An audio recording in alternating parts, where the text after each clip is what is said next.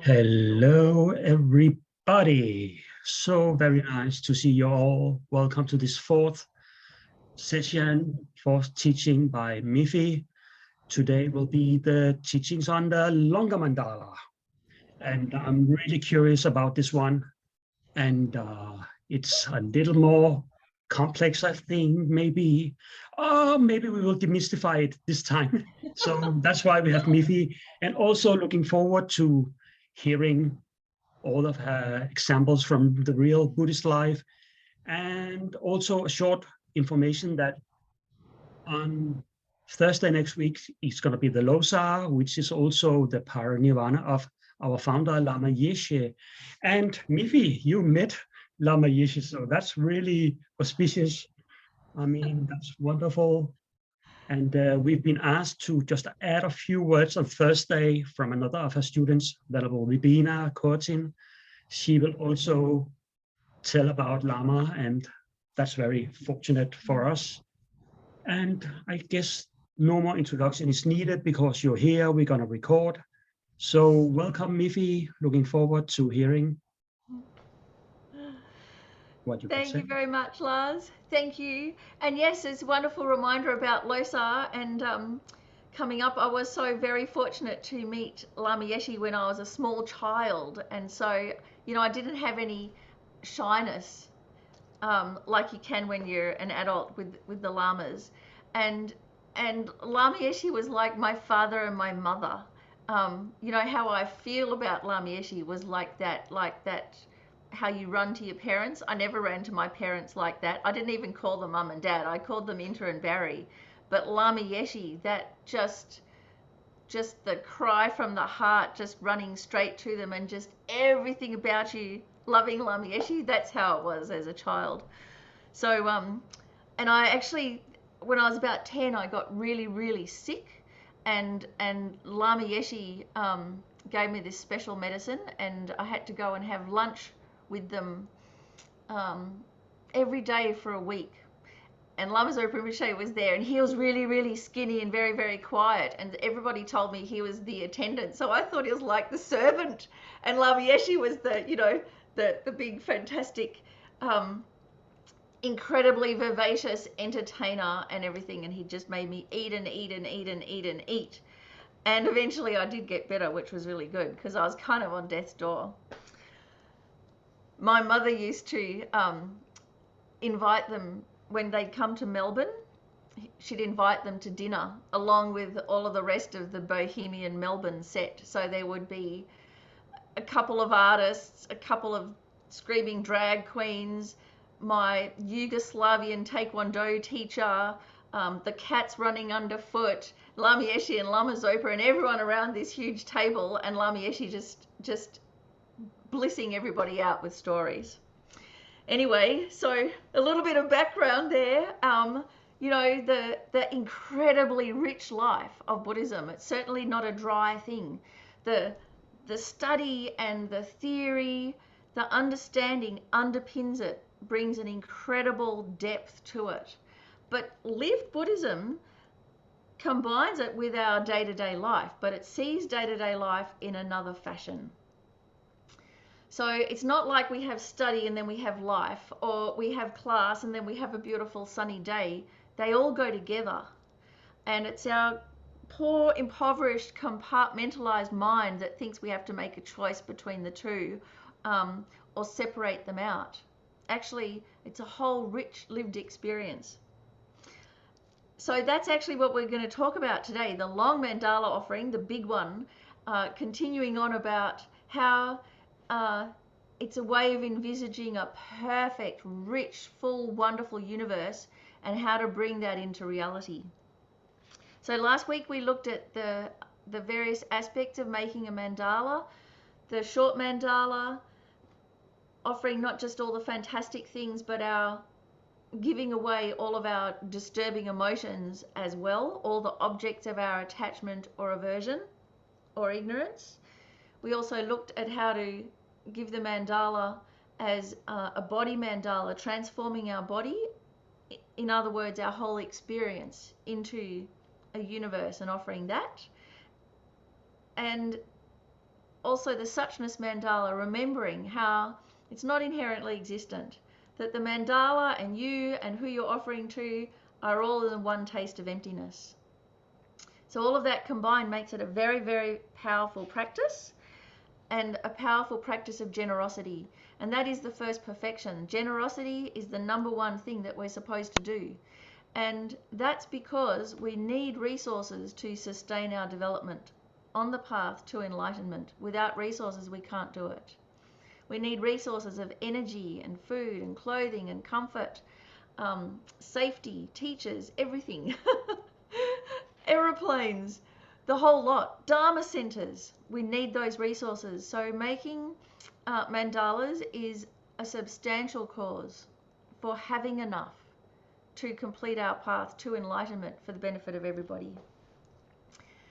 So let's have that as our motivation. Just take a moment to think how important it is that we become enlightened, or at the very least that we ourselves become free of this cyclic existence. How important it is that we can bring everyone along with us. How unbearable others' suffering is. We look around us at the world and it's almost debilitating to see how awful the world is. So we need to be able to help others. But how can we help really profoundly? If we actually want to help others, the long term, we have to become a Buddha for the benefit of everybody. And so that's why we're learning about all the practices to sustain that. So we can think our short term is so that we can actually progress along the path and we have enough to generate realizations, and the long term why, for the benefit of all sentient beings, to bring the ultimate benefit.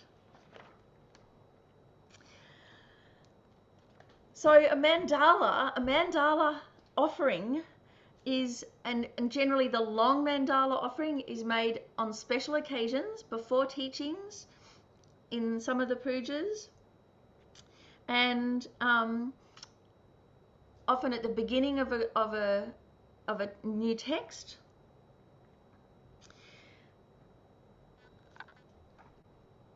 I think I'm going to start now with a picture of His Holiness the Dalai Lama, and actually it's His Holiness making a long mandala offering, but I am going to turn it down a little bit because it's got Russian dubbing and so it's a little distracting, but here we go.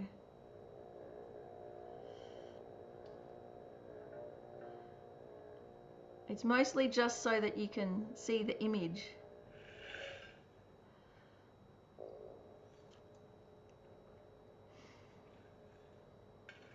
Мои ежедневные практики посвящены подготовке к смерти. В медитации я прохожу через процесс отделения сознания от тела. So it's mostly so that you can focus on how His Holiness is actually building the mandala and his intensity of focus. Только когда вы дойдете до этого глубочайшего уровня, сознание может отделиться от тела. Мы проходим через разные уровни ума, глубже и глубже, пока не достигаем глубочайшего уровня, который и есть ум ясного света. Иногда я в шутку говорю, что за сутки 7 раз умираю и рождаюсь вновь.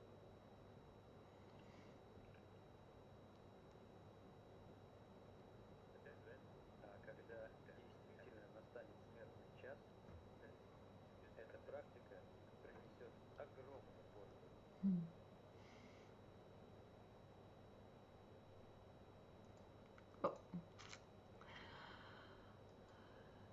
So you kind of see, if you haven't already seen a long mandala, that's how it's built. It's these rings.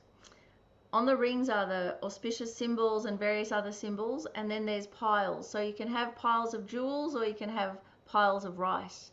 And then, as you can also see, you don't have to rush. It's quite a nice practice, and because it combines body, speech, and mind together, it can really help with the inner life, the focus of what you're imagining that you're offering. So you might think, oh, this is a bit of a silly juvenile activity. You know, it's just play acting, or it's just play. So number one, play is important because we have to enjoy ourselves. If we don't enjoy ourselves, the path to enlightenment is not sustainable. We will fall off the path and probably into some pub or den of iniquity. Who knows? We've got to have some joy. So play is important. And actually the whole mandala process, one of the stories how it started was a little kid walking along the beach, probably, you know, somewhere like Bondi back in the day, and he came across the Buddha and he wanted to offer something to the Buddha, and what did he have? Nothing. So he actually got a piece of slate or a shell, some wet sand, and built up this pile. And when he offered to the Buddha, he just imagined it as universes and worlds of richness and wealth and wonderful things, and offered this to the Buddha. And as a result, he was born a wheel-turning king 50 times, 50 lifetimes as a wheel-turning king. So the merit, the power of that offering it's just almost unimaginable. So it does come from a slightly juvenile activity, but the main thing about making mandala offerings is it's to shake up our grasping at this reality that we see with our eyes as if it's real. To shake that up and to at least make the internal reality as real. So for that reason, the mandala, the more outlandish our visualization, the better. And it really shows you have a grasp of emptiness and dependent arising. If you do have a grasp on those two, some kind of understanding, then you'll see how doing the mandala is so important and how it works.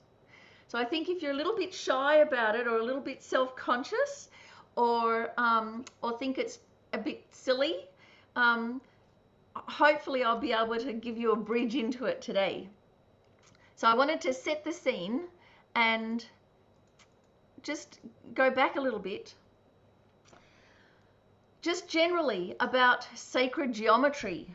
So, you know, mandalas are symmetrical, they're round, they're beautiful, and certainly they're not exclusive to Tibetan Buddhism. So sacred geometry is in all cultures. There's many forms, sacred and secular. So we have Carl Jung had, you know, a whole practice of people painting mandalas, of spontaneously making mandalas as a way to heal oneself. Many of you have probably done spontaneous doodles that have ended up like mandalas.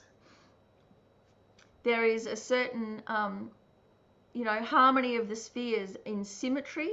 We know it from faces. You know, the more symmetrical the face, the more attractive it seems to us.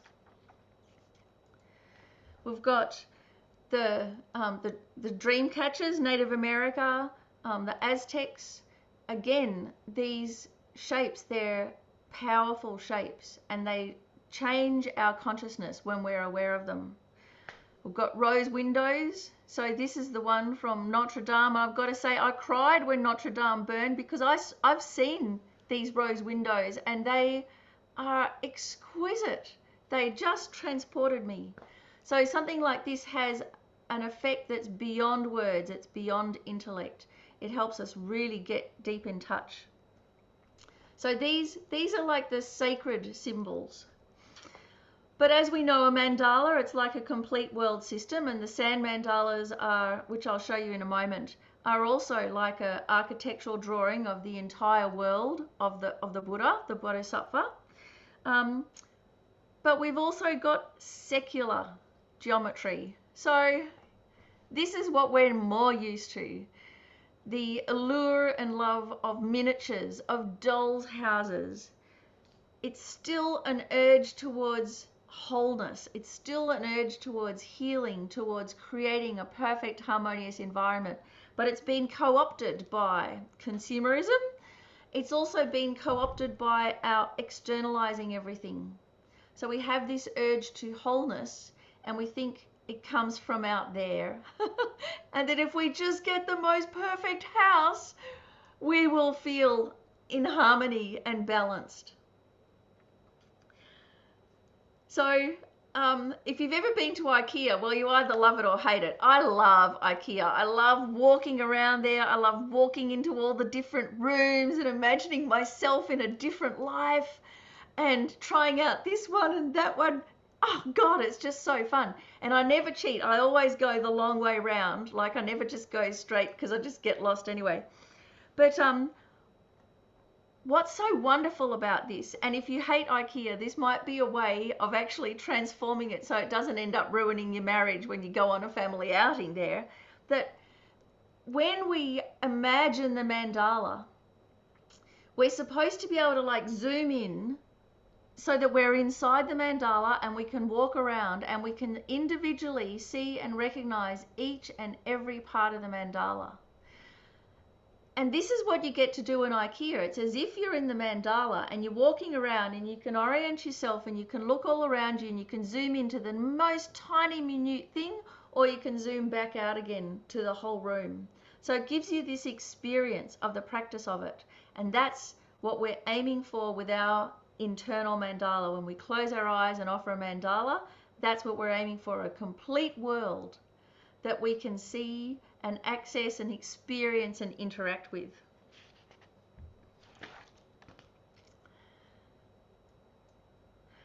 So His Holiness the Dalai Lama has said that we may also imagine the mandala representing the planet Earth, the solar system, the galaxy, or the universe, as modern science conceives of them today. It makes no difference whether we have the traditional kind of Tibetan iconography or if we have something like this of the solar system. The point is that offering a mandala represents the willingness to give everything in the universe to receive teachings or vows or empowerment. So the mandala in the beginning, you know, it's like the world system, the beginning of the universe. And I've seen some modern science shows where they talk about the beginning of the universe, and it's almost quite religious the way that they talk about those, what they think as the Big Bang, the very first moments of nothing into something, even though that's not possible. Then they also talk about how there has to have been a previous moment. But there are a lot of parallels there also with the Christian tradition and with the Old Testament. So I know barely anything about that, but you know, in the beginning was the Word. For number one, it's like everything. First there's the label, the seed syllable, then comes the whole shebang. All of the, you know, the wind moved upon the water. So when we do the long mandala, actually first there is a blue wind mandala, then there is a white water mandala, and then there is a golden ground mandala.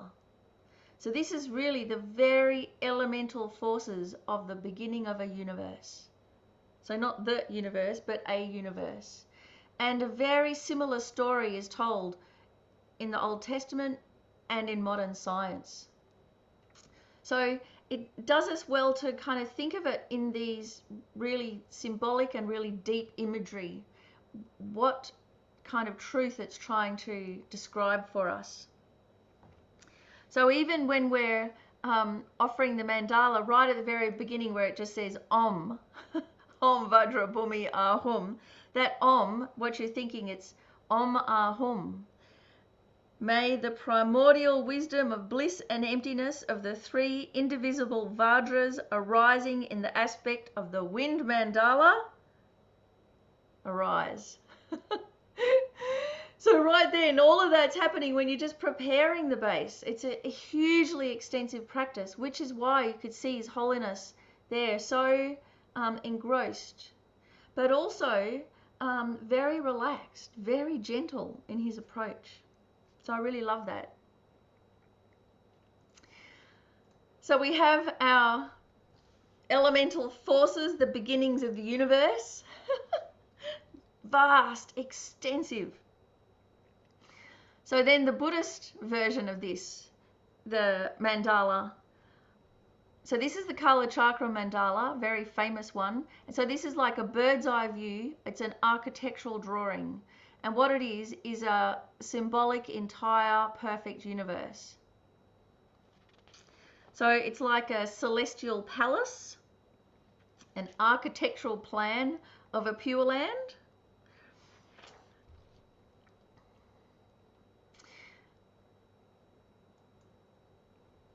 This is also what it can look like.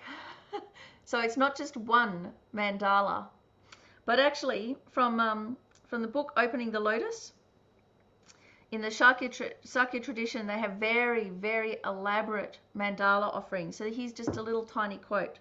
The nature of the mandala is your own body, wealth, and virtuous deeds, accumulated in the 3 times of yourself and others. The cause is its formation from various jewels. The form is Mount Meru, 4 continents, the sun and the moon, which we're familiar with from last week, which emanate from one's mind 100 million-fold. So 100 million mandalas. And from each of these 100 million mandalas issues forth millions of light rays. And upon the tip of each of those light rays are countless sets of worlds with the 4 continents, with all of the beings practicing Dharma and all making mandala offerings. and so it goes. So this is like fractals. It's exponential and truly amazing.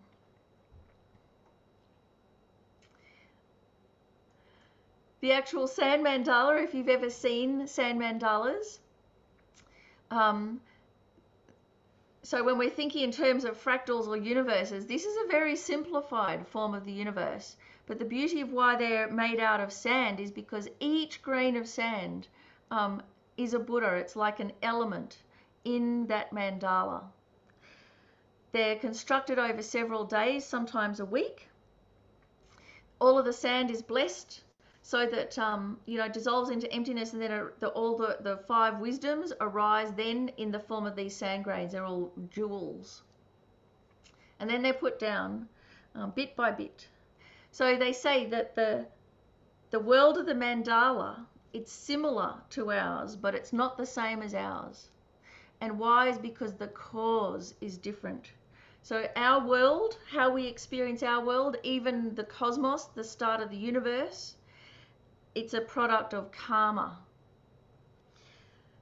The mandala, the world of the mandala, that's a product of merit. So that's why it's a completely pure universe. And why, in a way, it's not different. It's not separate from ours, or it's not somewhere else. It's existing simultaneously, but it's made of merit. So when you make a mandala, it's almost like you're bringing it into reality. You're connecting those 2 worlds.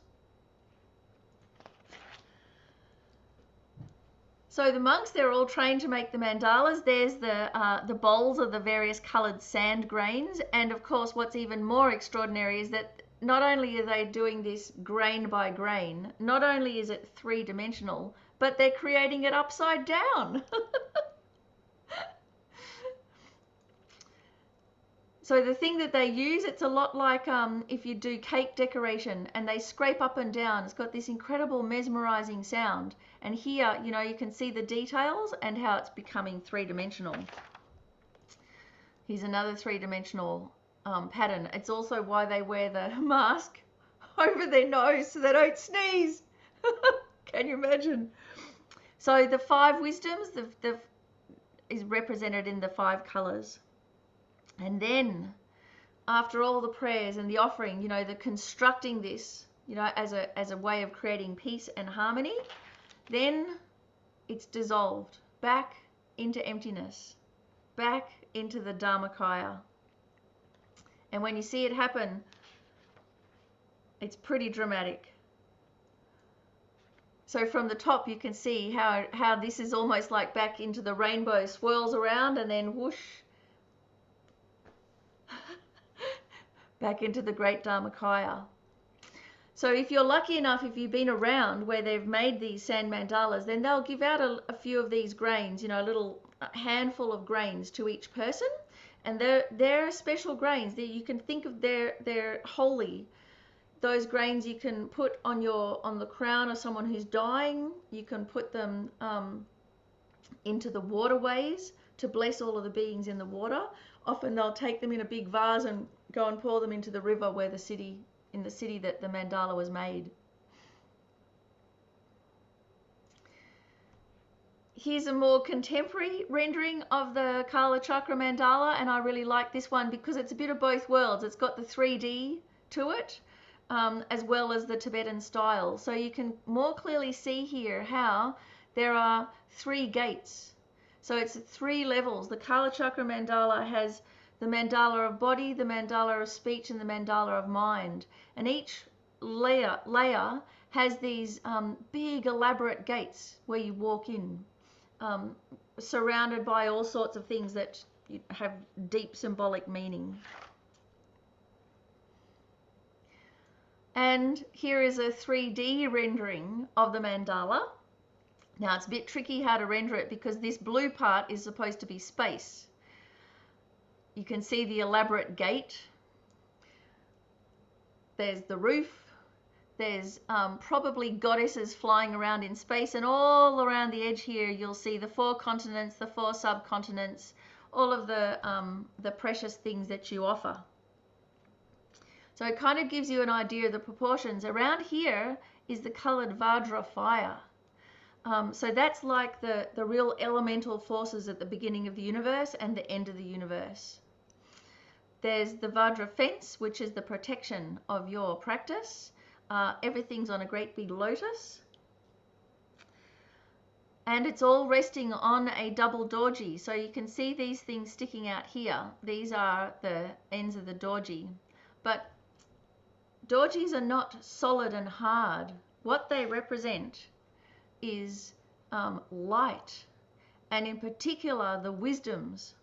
So this is what I've put together. This is just my opinion. I haven't heard this anywhere, but this is what I reckon. If you've ever come across Tesla coils. So Tesla, you know, he wowed everybody with his understanding of how electricity worked. And he set up these Tesla coils, which you can very nonchalantly read a magazine underneath, you know, while everything's like lightning's going throughout the whole room. But how Tesla coils go looks a lot like a dorji. But what a dorji represents is absolutely purified, harnessed wisdom. Not all crazy and out of control like this one. But we're used to seeing a dorji like this, you know, hard, and we think of them as being hard metal things. They're not. They're like thunderbolts. All of this is fire. And just like when we do a little cartoon of a lightning strike, you know, it's that little zigzag. So this is like a cartoon of actually what we're looking at, the foundation of the universe, the 5 wisdoms, the elemental forces made of light, meaning empty of inherent existence. So I hope it gives you a little bit of an idea of, so I'll just go back to that one. So you can see these ones, they look solid, but what we think of them as all that incredible energy, light.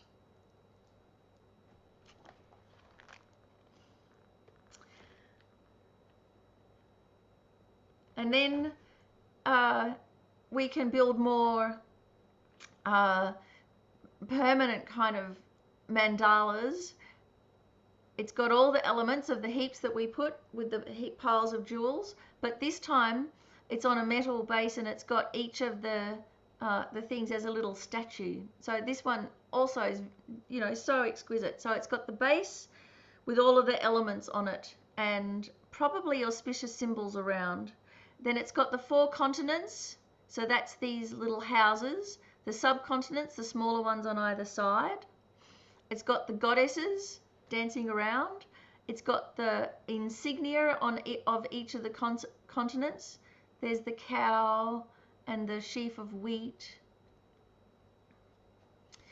It's got the moon, it's probably got the sun on the other side, it's got the victory banner here, the precious parasol, and at the top the mansion, the heavenly mansion.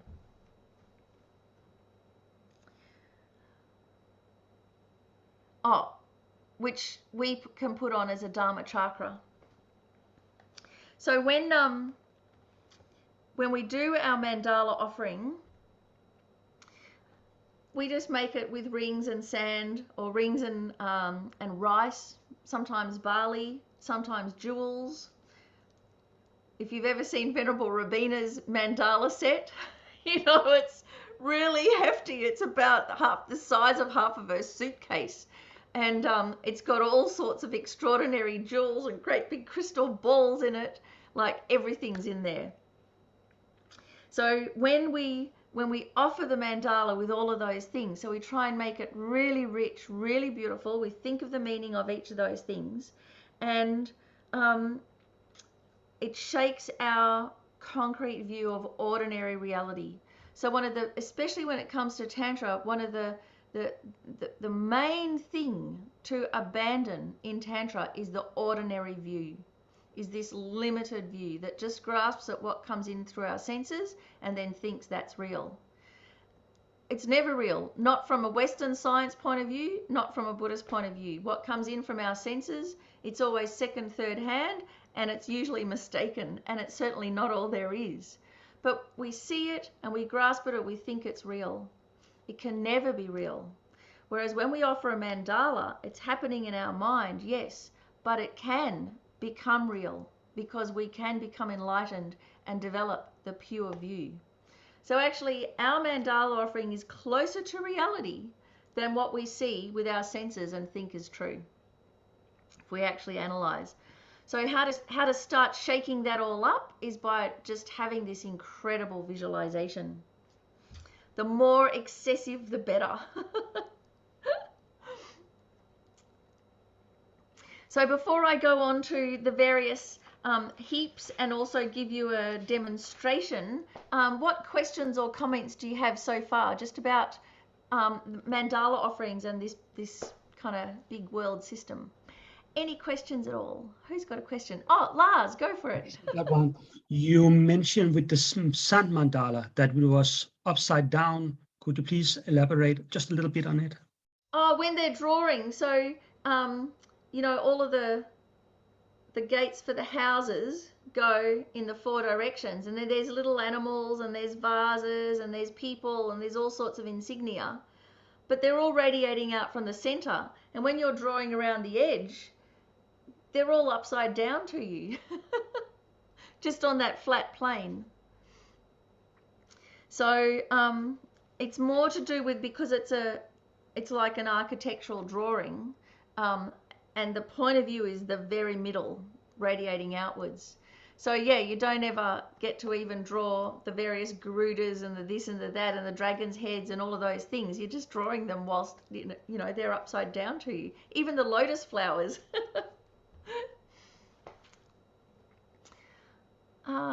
Okay, so can long mandalas only be offered when requesting a teaching or part of everyday prayers? Yes, so when do we do it? It's great if you can do them every day. It's great if you can offer mandalas before study, as part of your preliminary prayers. You know, when you do the 7-limb prayer, it's really good if you can offer a mandala, a long mandala. Because it generates momentum, it generates energy. So it really is like putting fuel into the tank. So then the result is study is easier. And don't we all want that?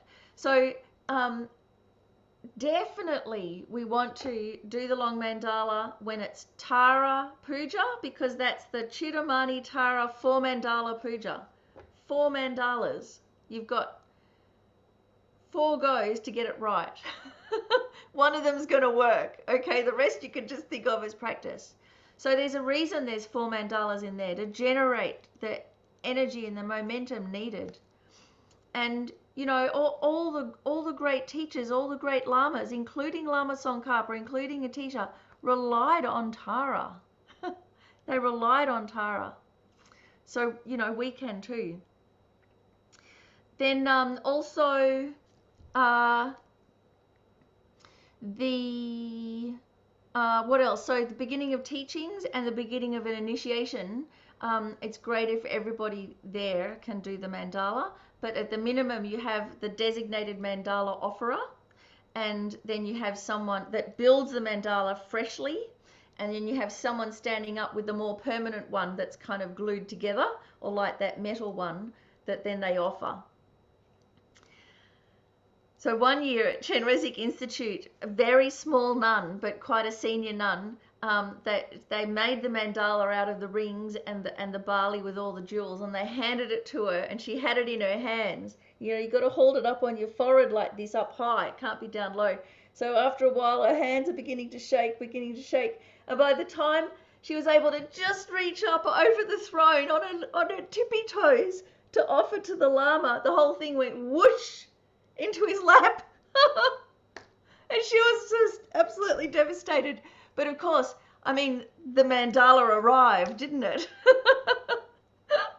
So after that, they got one of the ones where it's all glued on, you know, much safer. So you have the glued on one that you offer, and then you have someone sitting there doing the fresh one.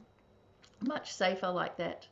I think in the big monasteries, they actually have someone who stands up, and they hold their hand in a particular way, and they have someone else standing next to them with the bowl, and they build it like this on the side whilst they're singing.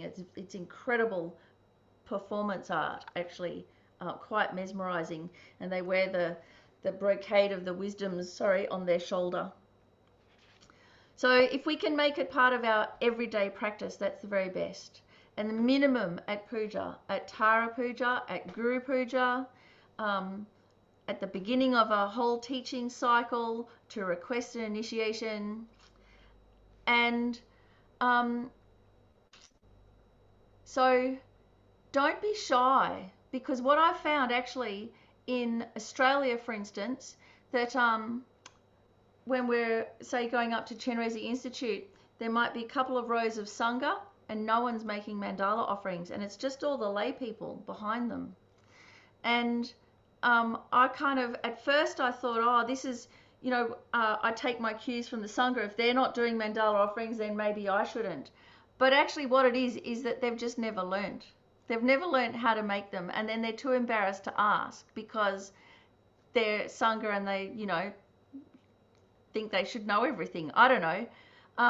But I noticed that once the people from Lungri Tampa Center started going up and there was a whole line of lay people doing mandala offerings, then some of the more junior nuns got all excited and learned how to do mandala offerings too.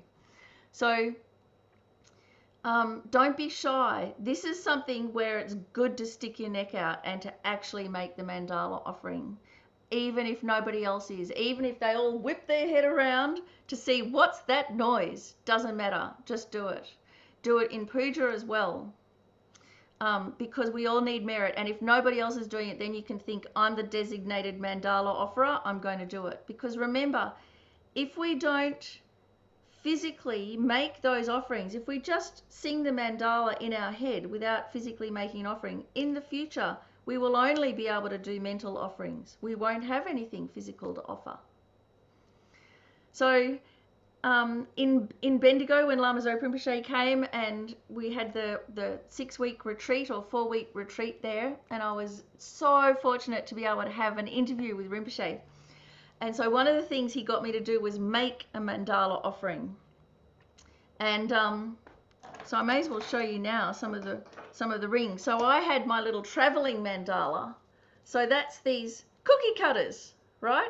So they're plastic, and I've just stuck plastic diamantes to them. And so, you know, when they're built up, they look really gorgeous. So I had these, and it's really light. They're plastic, so they don't go off in the customs, you know, the X-ray machine. And then the base that I used, that I found was the perfect base, was the little mini pizza dishes. So you get a little mini pizza dish, and then they go on top. The other kind of base that you can have is something like Tupperware, and you can put little jewels around that as well. So then you get this layered effect. So I had this, and then Rinpoche got me to make some. So the ones that he got me to make were out of, you know, that flexible plastic that you have like plastic folders. I made round strips, covered them in brocade, and then stuffed them full so they kind of became a bit rounded with incense. So they smelt really beautiful, and then sewed them together. And so each one was a different color. And he said, oh, you know, because you can have a 3-level mandala or a 4-level mandala, you know, you can have high, high, high. And then he said, now, Miffy, when people go traveling, they take their toilet paper with them, but they never take their mandala sets with them. So, you know, if you think it's okay to carry toilet paper with you, you must take your mandala set with you. So after that, I'm like, I don't care if I'm 100% embarrassed, if I've gone as red as my hair, I'm going to make my mandala offering. Despite everybody's looking at me, I don't care, I'm doing it, because this is what Rinpoche has asked. So I'm passing this on to you to have courage. And then, you know, maybe the rest of the people will start thinking, oh, maybe I better get it together to figure out how to do this. And what you'll find is that there's lots of people been around the Dharma for 20, 30 years, and they don't know how to do the long mandala offering, and they're too embarrassed to say so. So you say, come and have a cup of tea and let's do it, okay? So I'll show you the map, and then I've got a little video from our point of view, from the point of view of the person making the mandala, to help you get an idea of how to do it. So the rings with the grains, it's really nice to use colored barley, actually, nice fat grains, or arborio rice, not skinny grains, not Indian rice. You can put inside pearls, money from all different countries, jewelry, precious things, various different stones. This is the bird's eye view of the different heaps. So you start, number one, I think, is the ground. Oh no, this is Mount Meru. You start off with creating the base and the ground, then Mount Meru in the center, then the continents, east, south, west, north, then the subcontinents, and then so each one's on a different level, as you would have seen with His Holiness. So this is a 3-ring mandala, and that's the one that we're most used to when we request teachings, and that's in Guru Puja, the 37 heap mandala. In Tara Puja, you take out this middle ring. It's just the big one and the small one, because Tara Puja is a 23 heap ring, 23 heap mandala.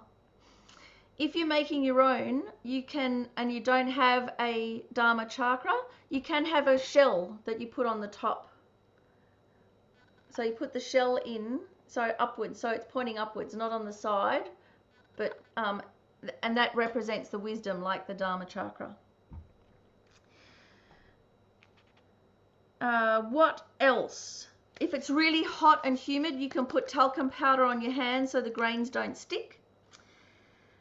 If you do have grains, you've got to be prepared to care for your mandala set so vermin don't get in. Weevils, mice, whatever. So I've just got stones in my mandala set, which is why it's so noisy. You can have shells. I had some small shells for a while, and they just shattered into dust. So if you have shells, you want quite robust shells.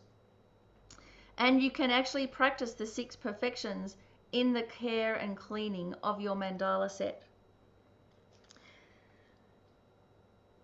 If you have a metal mandala set, don't use Brasso to keep it clean, because it'll get all that disgusting green stuff in all of the edges.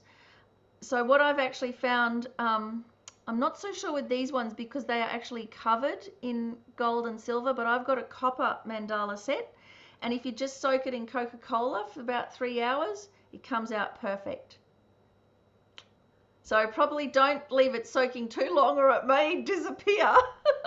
But at least, you know, with Coca-Cola is just the best for something like this that's kind of fairly waterproof. Okay, so now I'm just going to check about the sound, and I've got this little video of how to offer the mandala. So it's 7 minutes long, so not long, not short, but it gives you an idea from start to finish how to do it. And this mandala you can watch again on YouTube. Okay, let me just get the sound and everything happening. How to offer the long mandala of the 37 heaps. So start with a basin, a portable lap. This is especially good if you're sitting in a chair and not cross-legged. Something nice and wide and fairly shallow. For your mandala set, wrapped in the cloth that's about 115 centimetres square, and with the brocade part closest to you. With the loop, you can either button it around your neck or you can wind it around your neck. Then the other pointy part, so diamond shape, furthest away from you, weighs it on the desk, so it's nice and firm there in front of you. The mandala base and the 3 rings. So make sure that the rings are all up the right way. You can tell by looking at the auspicious symbols that are there, and there'll be bowls of fruit and offerings. So have them ready, put them on the side, as well as your Dharma Chakra, put it to the side. Have a few grains in your left hand and then hold the base. So you hold the base with your fingers in the middle of the base, not the edge or your fingers will break off, but in the middle, and with your thumb on the top, so that when you put the rings, there is something for them to lean against and they won't fall off. And you have a few grains in your hand so that you're not offering an empty mandala. Then sprinkle a few grains onto the base, get a handful, and what we're doing first, in a clockwise direction, purifying obscurations. So as if you're washing with the inner part of your wrist, 3, 7 times, many times, and think that you're washing away all of the obscurations of oneself and all sentient beings. Make sure that you release those obscurations. So have the base tipped away from you. You can think of specifics like COVID, as well as the inner contagion. And then when the Unze starts to chant, 1 handful with your fist upwards, starting a place closest to you 3 times, bringing the blessings of body, speech and mind of all the Buddhas towards you. Release the jewels. Make sure that there's some that stays on the base, and put your first ring. Sprinkle a few grains, the Vajra ground. Then 1 long continuous sprinkle from the place closest to you, the east, all the way round the Vajra fence. Another handful in the middle, Mount Meru. And the 4 continents, the places closest to you, east, to your left, furthest away, and to your right. The 8 subcontinents. So this is like doing backstitch, starting at the east, closest to you, left and right. Another handful. Left, right, left. On the right, closest to you, then furthest away. So that's the 8 subcontinents. Then the 4 precious things. The insignia of the human realms. The mountain of jewels. The wish granting tree. The wish fulfilling cow. The unplowed harvest. Then the Rinpoches and the precious vase. So the 7 precious emblems. Diamond square, closest to you, the wheel, the precious jewel, the precious queen, the precious minister. Then the square, the precious elephant, the precious horse, the precious general, and the precious vase. Next ring, the goddesses, the Mars. So this is small diamond square. So you might need quite big handfuls for this. The goddesses, the beauty of garlands, of song and dance. That's the diamond, then the square. The goddesses of flowers, incense, light, and perfume. Top ring, 4 big handfuls. The sun on your right, the moon on your left, the precious umbrella, the protection of the Dharma, at the point furthest away from you, and the victory banner over all delusions, point closest to you. And then the Dharma Chakra on the top, all the riches of gods and humans. And then a few grains in your right hand, and then you can hold the mandala with both hands. Have your thumbs on either side so that it's stable. Make sure that your Dharma Chakra is squished down quite well so that it's stable. And then offering the mandala, remember who we're offering to, the Guru Buddha. Remember why we're offering, with a bodhicitta motivation for the enlightenment of all sentient beings. Remember the interdependence of the offering. Idam Gurana Mandala Kamniyatayami. And then send your mandala off, tip towards you, and with a few grains left in the right hand, an auspicious rainfall of flowers, spontaneous, filling all of space. Think your mandala is very joyously received. Then make sure you pack it up nicely. Everything up the right way, all the auspicious symbols, put them there in the middle. The Dharma Chakra in the middle of the ring, so you know where to find it. The Mandala Base on top, so everything's nice and secure. Then the front and back of the cloth, put those 2 points together. And then wrap down the front and the back points all the way down to the base of the mandala, and all the way to the ends, the corners, on each knee. Then you tie those 2 ends together. You just need to tie them once. They won't unravel, and then it's all nicely put back. Enjoy. Okie dokie. So, you've no idea how long it took me to set that up so that I'm just about hugging the camera, right? So that you can get this bird's eye view. So my hope is that you can just use that to practice along with until you get used to it. But it's a whole practice, start to finish, and then you get really exuberant about it.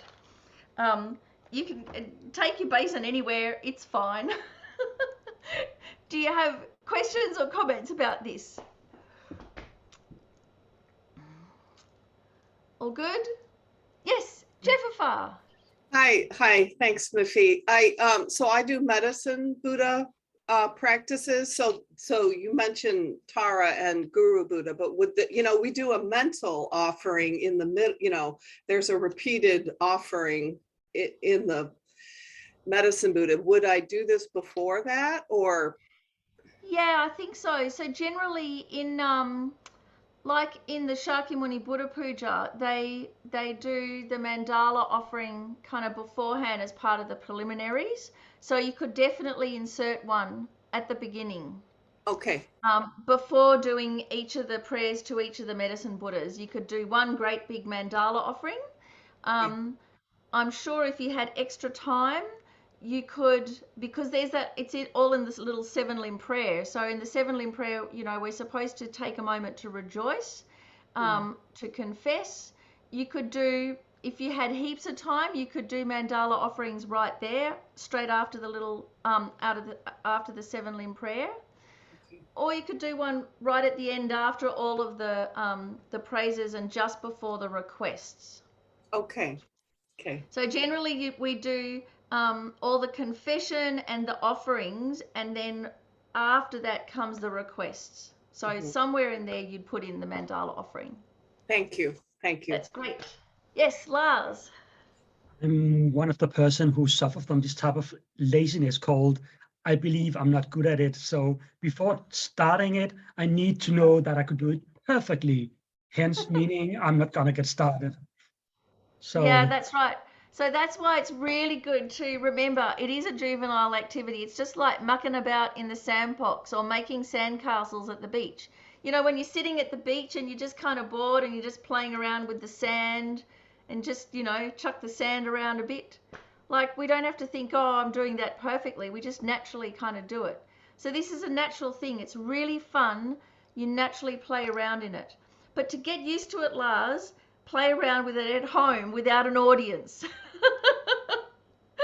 And perhaps teach, if you've got kids, you know, teach your kids how to make mandala offerings, and they can have their own and enjoy making it too, or they can help put some heaps in there. Because it's a really naturally enjoyable activity. Once you get used to it, if somebody else, for instance, leads the pujas online and you're there, you just put the little mute on and you just have a go, and it's just in the practice. So just like, you know, if you ride a bike, you don't think, well, I'm not getting on that bike till I can do it perfectly. You just get on the bike and you go, whoa, and stuff goes everywhere, and, you know, you're bumping over everything. So exactly the same thing will happen with the mandala offering. All of your jewels will just go everywhere. Don't worry. And certainly don't try and pick them up afterwards. Just do the practice with gusto, and at the very end of the puja, when everybody's packing up, then you can pick up all the little bits and pieces. Don't try and do it during the time. Someone did say that if you do pick up the bits and pieces from the ground, don't put them straight back in your mandala set, because, you know, they've all been dirty in the grain. So we've got a little jar that we put all of everybody's lost mandala bits into, and then you can wash them and put them back. There is also, Lars, a bit of a Buddhist joke that lost mandala bits is a little bit like the Buddhist version of Lego. You know, if you stand on it, yowie. And if you've got lots of round things in your mandala set, they are likely to go everywhere because they roll. So I've actually got a whole lot of plastic ones. I'm not sure if you can see this. I'll just put this. You can kind of see it's like it's a little bead, but it's got 3 little prongs on it. And also I've sewn some of mine together, like 3 pearls I've threaded together and tied them together, so that if they do drop, they don't just roll everywhere, but they kind of stop around in the vicinity. But the upshot is that, Lars, you just got to practice till you get good at it. And I mean, for most of us, if we just think of ourselves as beginners, then it's okay. If you hold a position of authority at a Dharma center, then everyone's going to be looking at you, expecting you to know how to do it. So then, Lars, you can carry the embarrassment for everybody, because that's what we do. When people are shy or embarrassed, or when we're shy and embarrassed, we think, well, everybody else is more shy and embarrassed than me, so I'm going to carry it for everybody. So you go, excuse me, everybody, I'm just learning, and then just go for it. And then everyone's going to go, oh, wow, if Lars can do it, I can do it.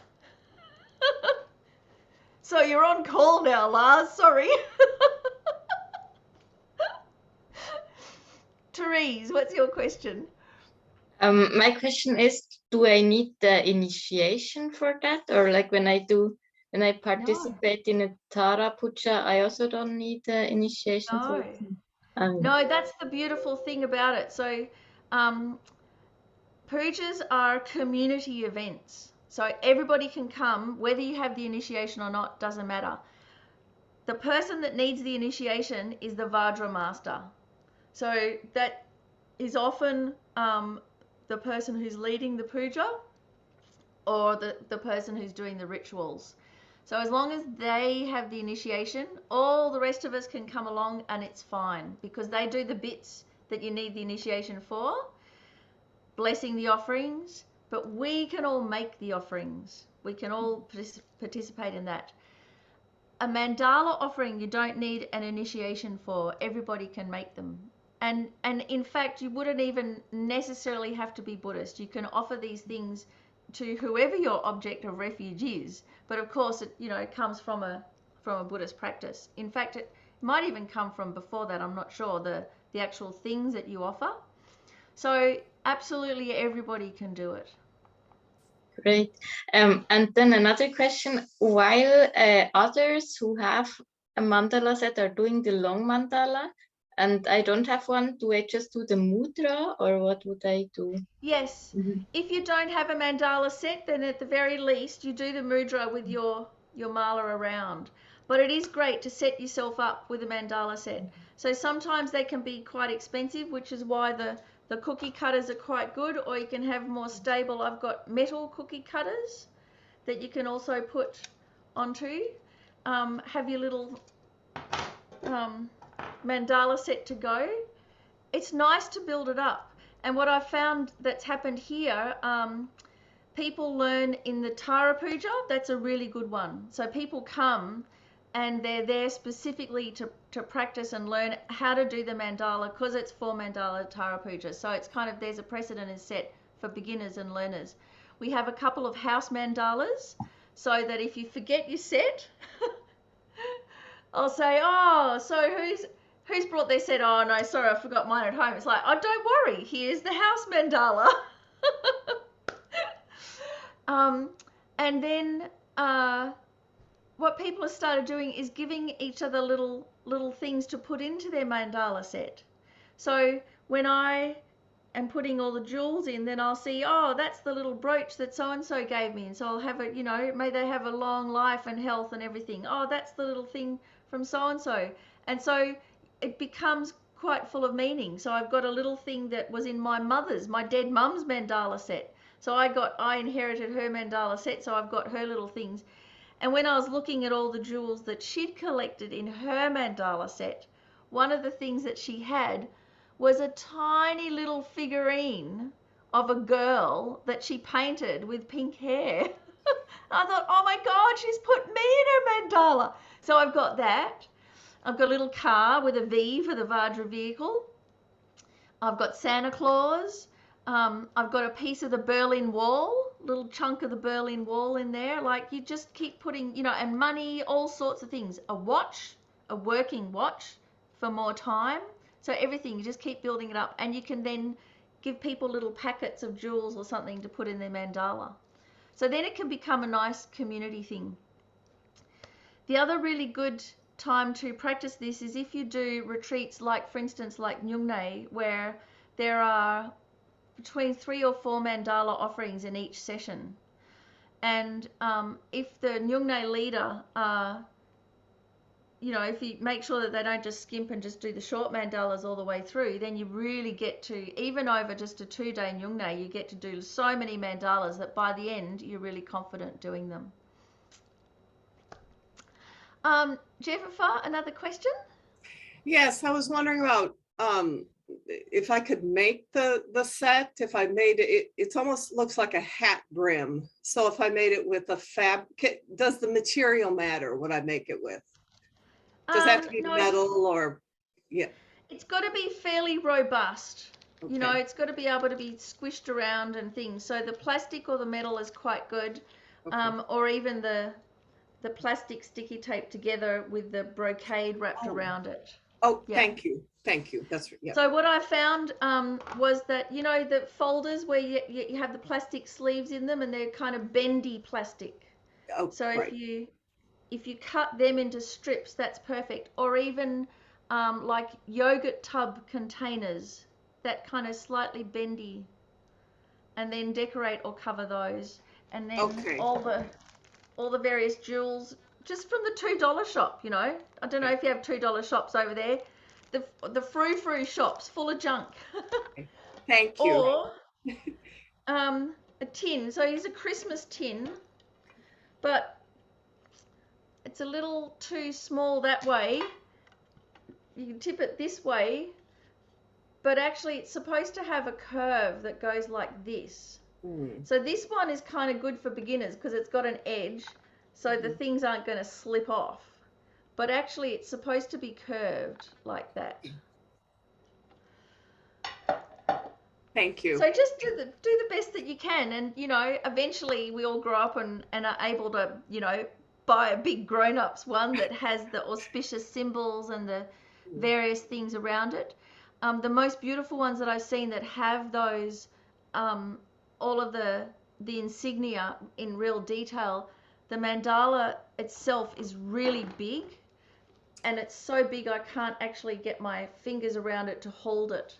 So if you buy a mandala set, you've got to actually feel it and see, can you actually hold it in your hand? I've got quite big hands, and it was even too hard for me to hold. Because when you hold the base, you want to be able to have, like I showed, the fingers in the middle here, and your thumb on the top to stop the rings falling off, you know. So you've got to be able to comfortably hold the base with your thumb on the top, and if it's too big, you can't get your fingers under it. So it's going to depend on the size of your hands. Okay, so screen, is this the one that I'm showing? I think this is the one. Yes, here we are. Okay, so here's another version of the map.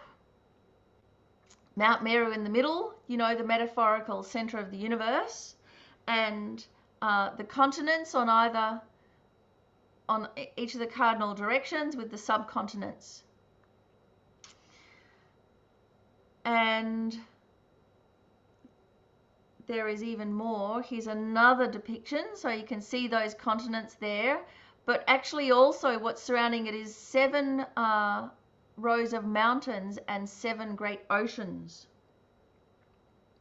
So really, it's really huge. And then all along the top up here are all the form and formless realms. So there's many different depictions of what the mandala looks like. So it's got all the different elements in there. I quite like this one because it's got like these little inserted photos of the different continents. And so here's us, the southern continent, Jambu-Vipa, and here's Bodh Gaya with the stupa, and then the 2 subcontinents. So for the ground, the mighty ground, you think it is the ground for Buddha nature. It's our Buddha nature. That is the ground of everything. So already it's a meditation on our nature and our potential for enlightenment.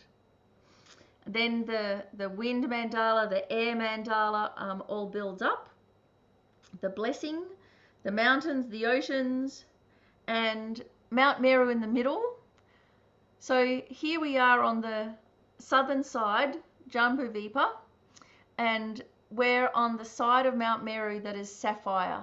So when your kiddies ask you, Mummy, why is the sky blue? This is the reason, because we're on the blue side of Mount Meru. So when we look at the sky, that's what we're looking at, the blue of Mount Meru. That's as good an answer as any, isn't it? So what else? We're called Jambu-Vipa because Jambu Island, it's to do with the sound of the fruit of the jambu tree. So it makes this sound jambu when it falls into the water, when the fruit is ripe and it falls down. So there are 4 human continents that are all offered, but they're quite interesting because some of them are very peaceful. The people there live for a very, very long time, but then there is no incentive to practice Dharma. Others are like quite aggressive or warlike, and again, there's not much time for Dharma. So where we are, the southern continent, is counted as the most perfect balance. Comfortable enough, but also enough incentive to really take the essence of this life.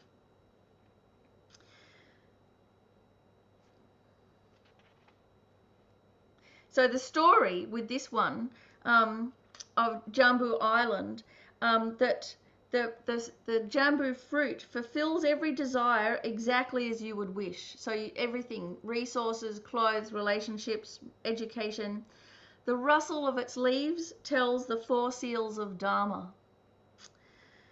We can't see it due to our karmic veils, but it's there in our land.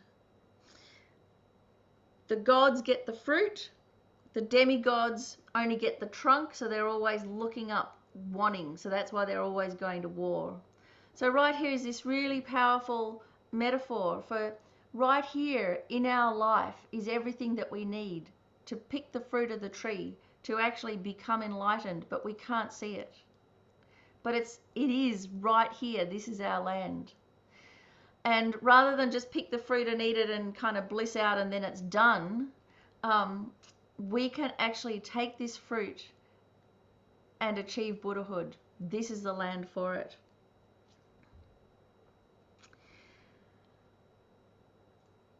There's a couple of other things. So when you're learning the Mandala offering, it's really nice to spend a little bit of time just learning about each of the things that you're offering. And say maybe, so these are the Rinpoches, the precious things, to kind of blitz it with learning what the Rinpoches are, and then, you know, next month what the Ma's, the goddesses are. So I think in your notes I've included just a really short description of what these represent. But for instance, the Dharma wheel, the Dharma Chakra, you're offering an inestimable wheel. And what this wheel represents is mindfulness. The power to lead the 4 great kings of the 4 branches of an army of a Chakravartin, of a Dharma king. This wheel that we're offering, it's 1,000 spokes, and it's made of gold, and like the sun in beauty and light. So, you know, Lars, you said a whole lot of people are out enjoying the sunshine today, and Yuval, it looks like you're enjoying the sunshine today. So imagine we're offering not just a little wheel, but this wheel as big as the sun with 1,000 spokes. That wherever the light shines, you know, the illumination of the Dharma shines out. And so when we offer this, we put the heap in, we imagine that, and we dedicate for the continued teaching of the Dharma. The inestimable jewel, when you offer the precious jewel, that represents joy, joyousness. So joyousness can give rise to all the intentions in one's mind. It prevents untimely death and infectious diseases. So you imagine a jewel that's made of lapis lazuli, or like star sapphire light, as Rinpoche says. It's hexagonal. It emits light rays of the 5 colors of the 5 wisdoms, as bright as the sun. When it's really, really hot, all of the rays are cooling. When it's really, really cold, all the rays are warmth. So you offer this jewel and you dedicate for the development of Dharma centers. You know, and so you can go to town on each of these things. You can. So I think that's also why when His Holiness was doing it, he was taking his time. The one I really like, offering the precious horse. It's a lot like a wind horse. So the precious horse represents energy. So I don't know about you, but I'm often tired. Like, you know, I'm just dragging myself through life like quicksand. So if that's what you need, energy, then offer energy. Offer this precious horse. So it has incredible vitality and luster. It never gets sick. It's white, has a bridle of divine jewels. It can traverse the world 3 times in a day without getting tired. And when it sweats, its coat glistens like peacock feathers.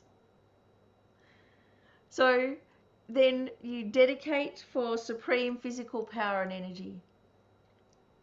So it's so nice, isn't it? So instead of thinking all the things we don't have and how difficult everything is, then we offer everything that we need, and we really build it up in incredible, inspiring detail.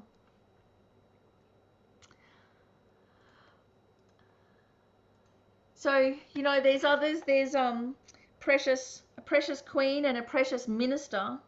So the precious minister possessing the divine eye and clarity of mind for both Dharma and politics.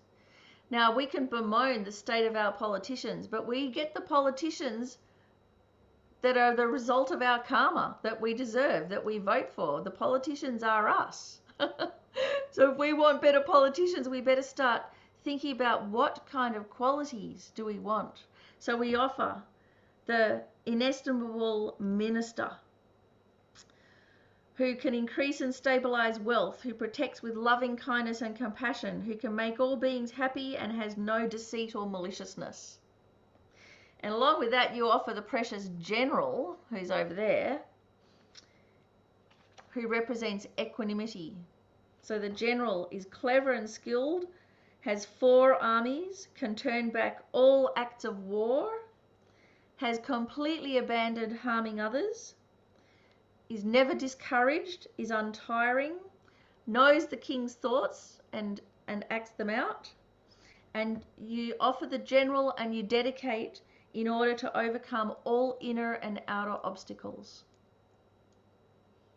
So you can see how what we're doing is we're moving from a karmic world that we've created through delusion to a perfect universe, an environment, an abode of the Buddhas that's created through merit. And we're actually creating it heap by heap.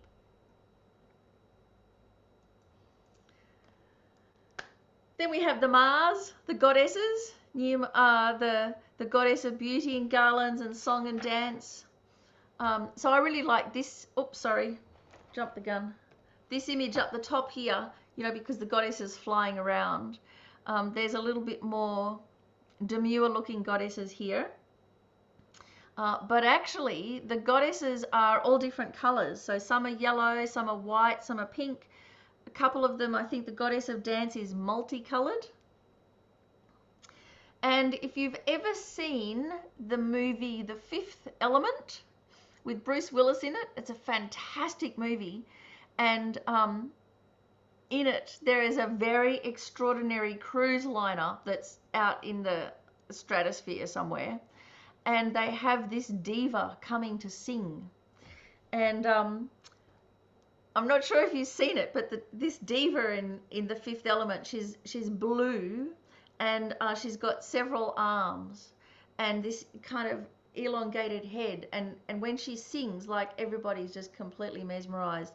She's weird, she's wonderful, and that's what the goddesses are like. So as an aside, The Fifth Element's quite a good Dharma movie. It was one of the movies that my mother saw before she died that she just absolutely loved. So anyway, that'll give you a little bit more of a contemporary version of the goddesses and what they're offering. But also what they're offering, all those precious substances, remember they have meaning as well. So in order to hold the meaning in our mind, we can't just hold it as a list, as dot points, as just an academic study. How do we hold meaning? How do we become familiar with it and engage with it? It's through imagination. It's through personifying it. So through imagining goddesses or imagining the precious things, the minister and the queen and the jewel. So they're ways for us to hold this meaning. And we have to be able to interact with it to break down our interaction with the ordinary world and the ordinary view that just dominates us and bullies us all the time.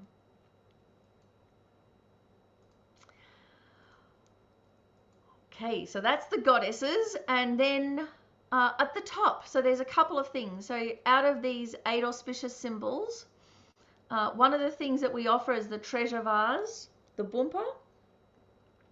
That's offered in one of the first rings. So the treasure vase, you know, all of the nourishment of the Dharma. Then at the very top of the mandala, we offer the precious parasol and the victory banner over all delusions. So these two, they look quite similar, but the precious parasol, the auspicious brolly. So remember what the Dharma is our mind protection. And this is what the parasol represents, that we can't stop the rain. You know, it's been raining over on your side of the world for several months. It's been raining in Brisbane for 47.5 hours without any stop. We can't stop the rain, but we can go out in an umbrella and we're safe. So that's what the Dharma is. It protects our mind from all harm. We don't have to stop out there. We just protect our mind. So every time we offer that, we can think about that profound switch in attitude. Then when we offer the victory banner over all delusions. So this is like, you know, at the front of armies, they have a banner that they hold. When you have marches and parades through town, you know, each little bunch of people have their own banner that they uphold. So this is the banner, the victory over all delusions, and it's something that's really proud to present. It's something that has power because we've vanquished the delusions. So this is like a celebration of that. May I be able to vanquish the delusions. So the victory banner represents the cessation of all suffering, conquering all delusions, becoming a Dharma holder, and offering it creates auspicious conditions for you to attain the state of a victor, of a Buddha. It's got 3 auspicious animals on it. On the tip of the handle is a half moon and a precious Vajra. It's got layers of divine silk, 3 layers, and lots of small golden bells that give the pleasant sound of the Dharma. The umbrella has 1,000 spokes. It's got a jeweled handle. It's got pearl ornaments. And of course, at the very top, you offer the sun and the moon. So you know, when you offer the sun, the rays eliminate all the gross and subtle obscurations, all the darkness of ignorance. On the top of the sun is a golden horn and stairs of precious substances, and a completely cleaned earth, cleaned by the fire of the sun. And at the very tip are all the gods and their children singing and dancing. So it's almost like when you see those pictures of the sun, and the sunspots are all, so that you can imagine that is all the activity of the sun, the activity of wisdom. And then when you offer the moon like beautiful, like liquid glass. So really cooling nectar. All of the cool rays eliminate gross darkness of the continents on the and when we offer the sun and the moon together, it's like ultimate and relative bodhicitta. Okay, so that should give you an idea that it's really fun to do the mandala offering. And just about every single fantasy movie that you've ever seen, you can draw on to help you with your imagination.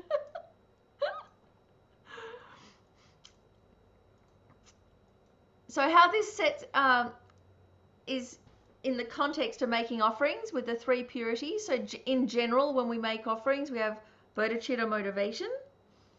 So we adjust our motivation. Especially so it's free of pride and free of embarrassment. So again, if we're embarrassed making the mandala offering, remember we can offer that as part of it. We can release all of our, you know, in the short mandala, we can offer all of our embarrassment too. The 3 fields are of enlightenment, merit, and mercy. So here, when we're making a mandala offering, we're offering to Tara or the Buddha or Medicine Buddha on behalf of all the sentient beings. And the basis, well, that's the actual physical offering.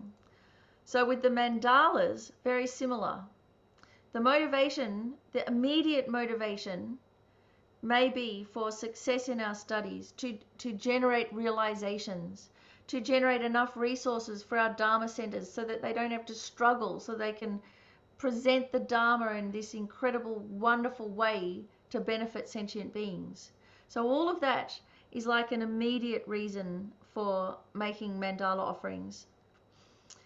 And we can make sure it's not just a worldly one of just wanting more stuff, but we kind of adjust it to being altruistic, our immediate needs. But then we've got to make it bigger and the vision much more vast. that by offering a Buddha realm, may we actually become a Buddha in that realm for the benefit of all beings.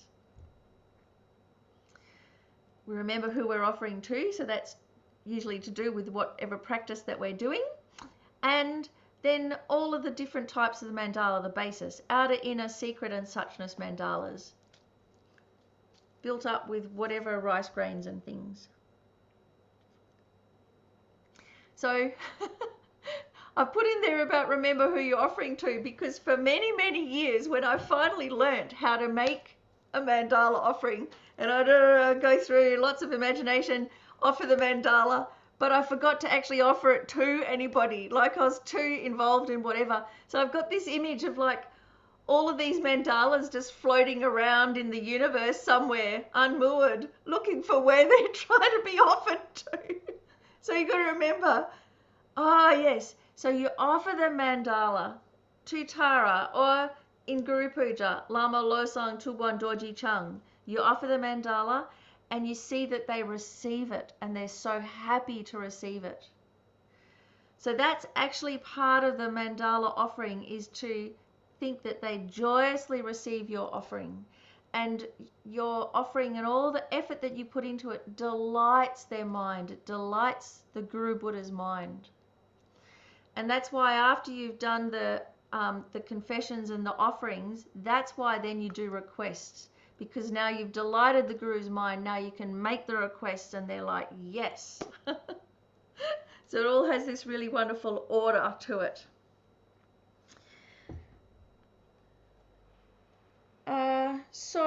So then getting back to when to offer, minimum Tara Puja, it's a really lovely group practice to do.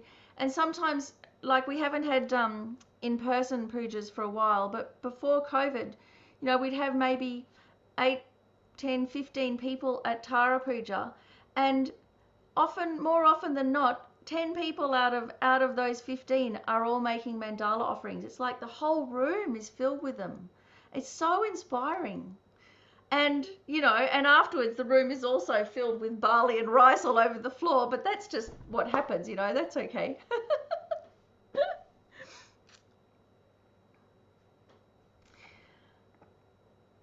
But just before we finish, any last questions or comments from you? Yes, Yuval. Thank you for these teachings. It's really precious. Thank you. I have a question. When you want to replace the rice, for instance, I just replaced my rice and I washed it with saffron, and now I have the other rice. Can I offer it to birds, animals, or I think so. Probably birds is better. They always say it's better to have it for animals that fly rather than animals that creep. But I think it's the mandala set isn't a holy object. It's not like the bell that has the face of the Buddha on it, or like a Buddha statue. So it's not something that we take refuge in. It's a tool, but it's not a holy object. Just like our mala, our rosary, isn't necessarily a holy object because we don't take refuge in it. So you just use it for what you can, and then probably if you can use the grains for something else afterwards, that's fine. What we can't do is if you put all of your precious jewelry into your mandala set, and then later on you go, I really wanted to wear those earrings. You can't take those earrings out and put them on because they're not yours. You've just offered them. You've offered them to Buddha, no longer yours. So that's the main thing. But with the rice, it's okay. What else? Anybody else? I really encourage you to just have courage, and as a group, if you all, if you manage to go to puja together, have a buddy, and the two of you sit next to each other and offer together, so that you get some courage, because really this is something Lama Zopa Rinpoche really wants us to do, and so I can't understand why centers don't do it, except that we've never had time to sit down and actually learn how to do it, whereas in a monastery it's just everybody knows. So it's kind of fallen through the gaps. And that's the main reason why I even started this course all those years ago, was because how do we do the mandala offering and what on earth is it all about? So, and then the other thing is this kind of self-consciousness that we have, and that really is Western pride, because if we just kind of relaxed a little bit, it wouldn't matter. We'd just have fun doing it, just like we do with anything else. But we get so very, very nervous, and underneath that is that real profound self-consciousness of thinking this is silly and this is real. And that frame of mind is what we're questioning, that ordinary frame of mind. So in a way, if you are feeling a bit silly or a bit shaky, that's good. That's a good sign, because you're getting to the crux of the matter, which is our idea that this is real and this isn't. That duality, that's the problem.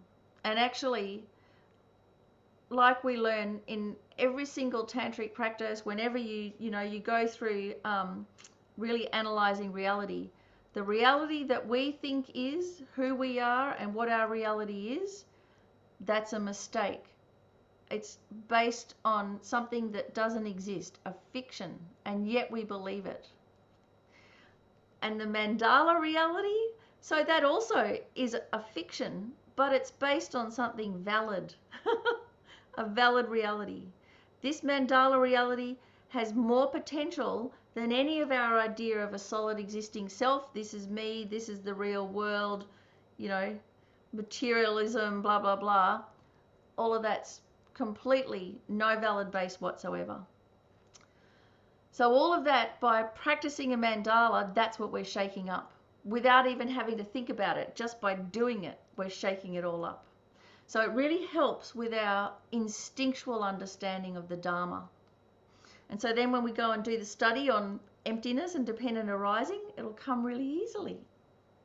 And it'll be joyous.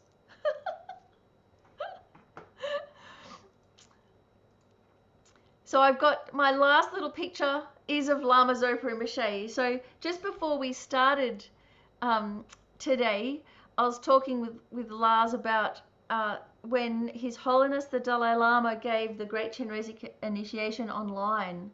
And so this is here Lama Zopa Rinpoche requesting with his two attendants. So there's the Mandala offering here that they've built up, and they've piled jewels and pieces of jade and gems and all sorts of things. I mean, it looks exquisite.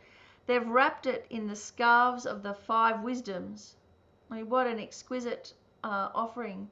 And this is part of the offering body, speech, mind, and mandala to the Lama to request the initiation. So you can see the body there represented by the Buddha statue. Then the speech would have been a long life sutra or text. The mind, a stupa, which I think you can just see the top of behind the Buddha there. And then this mandala offering. And it was so sweet because Lama Zopa Rinpoche, he was so earnest. And he's holding here his speech to request His Holiness, elucidating all of the qualities that His Holiness said. And he was so earnest about it that he hid his mouth under, like as he's reading, so you couldn't even hear what he was saying. And everyone's going, "Speak up, Rinpoche, speak up." And he's just there bending over triple, Anyway, then he managed to offer and so happy after making the mandala offering. So joyous, so happy to offer to His Holiness. So with this we can think, even Rinpoche was nervous making a mandala, making a request to His Holiness. So it's okay to be nervous, but it's in the service of our Dharma practice. It's in the service of our earnestness, of how important something is. But equally just as joyous. So let's dedicate that we can, by doing this practice of the mandalas, we can sustain our progress towards enlightenment And it can help quickly bring realizations, because sentient beings need our help right now, don't they? So we have to quickly become enlightened for the benefit of all. So may we be able to enjoy our practice, create mountains of merit needed to progress. May we delight our Guru by making mandala offerings. May we receive the blessings of our Guru so that we can become enlightened in this one lifetime. And then we can free the whole world from suffering. So, thanks everyone. Enjoy. There's a couple of clips there of how to do the mandala offerings. Enjoy making your own or getting one. And I hope to see you next week. We're on to prostrations and a little bit about the mindset of how to be in a Dharma center and a modern day Dharma in the world. So please go and enjoy your sunshine. Imagine the sun as that beautiful 1,000-spoked wheel of Dharma, just raining down its wisdom on everybody, and have an awesome time and see you next week. Thank you. And before everyone's leaving, thank you, Mifi, for your fond memories of Lama Yeshe, which we will also invite Venerable Bina to continue on next Thursday on the Losar, remembering Lama. And then also thank you for all of your inspiring teachings on the mandala, motivating me to get started and see what we can do at Laksham Center. And finally, thank you for everybody to joining us today. Wonderful, marvelous to see you all, and see you next week. Bye, everyone.